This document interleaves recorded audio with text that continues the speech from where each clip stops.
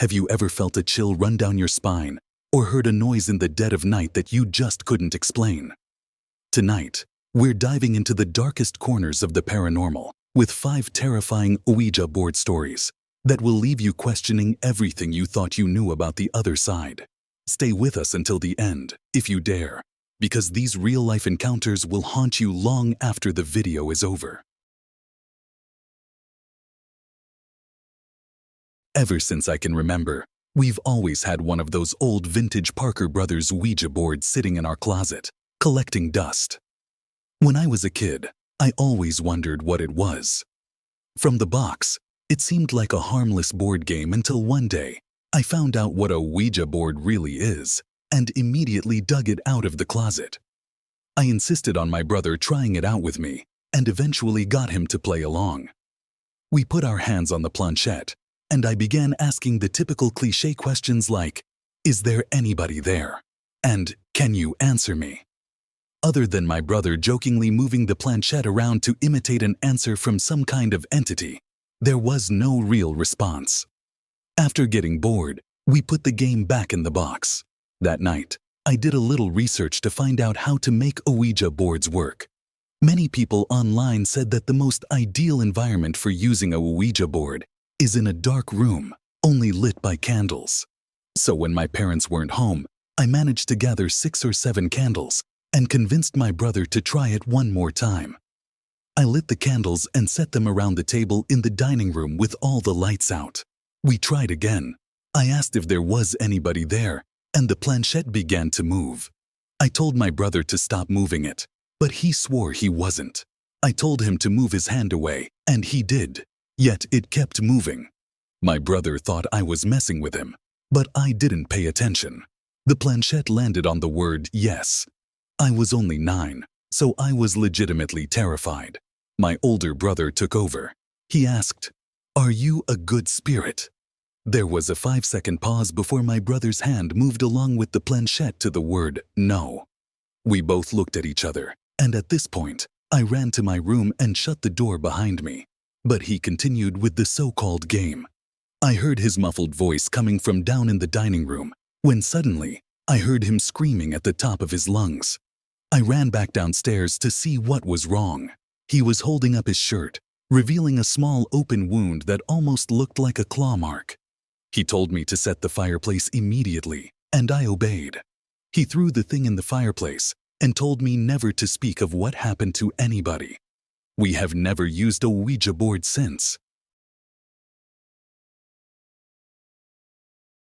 I got a call from my cousin, who said that he, his brother, his dad, and his best friend were using a Ouija board in their basement.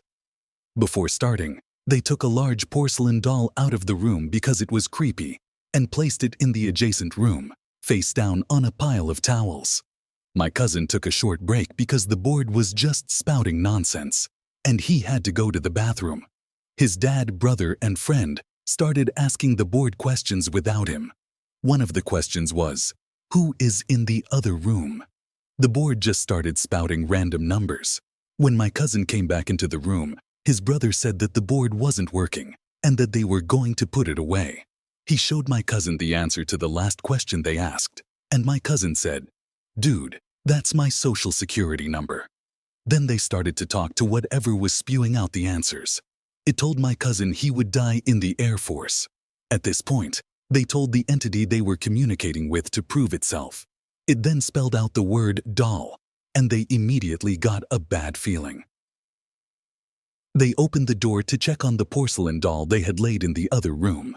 When they opened the door, the doll was standing upright in front of the door, staring at them. Everyone freaked out and ran out of the house. His best friend burned the Ouija board, and I think he temporarily went nuts for a few months. My cousin, for some reason, then joined the Air Force and is now on a base in Europe.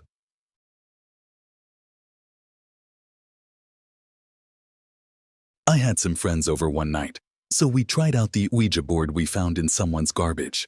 It had the board and the glass piece that you hold onto.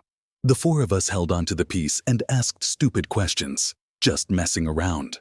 At all times, one of us was moving around the glass piece just to try and fool the others. When one of my friends went to the bathroom and another got bored, it was just me and one other friend still holding on to it. I asked the board when I would die, and the piece started slowly moving to the letter T.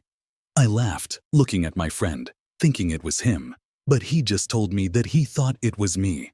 The piece then moved to the letter O, then M, then back to O, and then R. I realized it was spelling out the word tomorrow. My friend let go of it, and it stopped moving. I was convinced it was him, but he swore left and right it wasn't him. But here's where it gets horrifying. The next day, while walking my dog to the preserve, my dog's collar suddenly snapped, and he was free from the leash. He darted into the road, and I immediately chased after him, only to hear the horn of an oncoming car blaring and getting louder. I dove as fast as I could out of the way, just barely grazing the car with my foot as it passed. But it didn't end there. The same day, while sitting under the ceiling fan in the kitchen on full blast, I got up to get something out of the fridge. Behind me, I heard a loud crashing sound as all the glass on the table shattered and everything fell onto the floor. The fan had fallen off the ceiling, and I was inches away from being decapitated. I really don't know if I find it to be a coincidence that the day after the Ouija board said I would die, I had 2 near-death experiences. All I know is I'm never touching a Ouija board again. I've never really told people about this. We had a huge closet full of old board games, and one of them happened to be a Ouija board. I always wanted to try it out, but my family was always home and I felt weird trying it in front of them. There was this one weekend when my parents were going to the city, and my brother was going on a Boy Scout campout, so I would have the whole house to myself for the weekend. It might have been pathetic that I was more excited to try out a Ouija board than to party with friends while the house was empty. The weather was terrible, windy and rainy, but I felt that a rainy night would actually make it more ritualistic. Around midnight, I set up the board in my dining room and dimmed the lights. I asked a bunch of questions that generated no answers, so I eventually put the board away and went to bed. I woke up in the middle of the night to hear a creaking noise downstairs by the front door. At first, I thought nothing of it, but then I heard it again, and it was closer this time, closer to the stairs. I sat up. At this point, I was getting concerned. Another creaking sound, this time from one of the stairs. I was sure somebody was in my house. This was before cell phones were mainstream, so calling the police wasn't even an option. The creaking sounds were getting closer until they were right outside my door, and then they just stopped. It felt like hours while I lay there, clutching my covers, waiting for something to happen. A huge strike of lightning momentarily lit up my bedroom, and I swore I could see some kind of black limb-like objects wrapped around the open door. I tried to hold my breath to be as quiet as possible, but what happened next was the worst part. My door suddenly slammed shut, and I couldn't help but let out a shriek. Now I was completely under my covers, shaking and crying, wanting to scream. All the windows in the house were closed, so there was no draft. I just knew something was going to happen, but nothing did. I sat under my covers for hours, thinking somebody or something was in the room with me. When the sun started to rise, I finally snuck a peek out of my covers. My room was just as empty as before. I somehow found the courage to leave my bedroom and search for any signs of a break-in. Everything looked normal, no broken windows or unlocked doors. I then spotted the Ouija board on the table again. I've always been kind of superstitious, so I immediately linked the happenings to the Ouija board. I chucked the damn thing in the outside trash can and brought it out front to the curb. Since then, nothing has happened, and I didn't tell anybody about it. You wouldn't understand unless you were in that kind of situation, and then you would agree that nobody would believe a word you say. Nobody really knows except for the people who read my story online. I know for a fact that those events were linked to the Ouija board.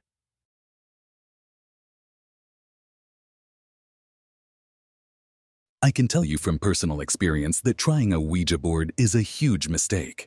It was the summer of 2013.